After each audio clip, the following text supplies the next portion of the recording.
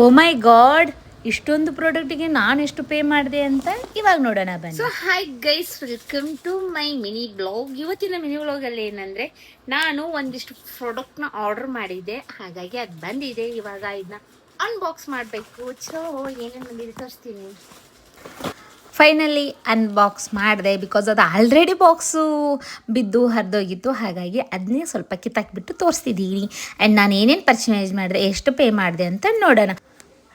Total amount ಬಂದುಬಿಟ್ಟು 787 rupees ಬಿತ್ತು. Because ನಾನು ಬೈ ಒನ್ ಗೆಟ್ ಒನ್ನಲ್ಲಿರೋ ಆಫರಲ್ಲಿ ತೊಗೊಂಡಿದ್ದೆ. ಎಷ್ಟೊಂದು ತೊಗೊಂಡಿದ್ದೇನೆ ಅಂದರೆ 5 ಪ್ರಾಡಕ್ಟ್ ಬಂತು.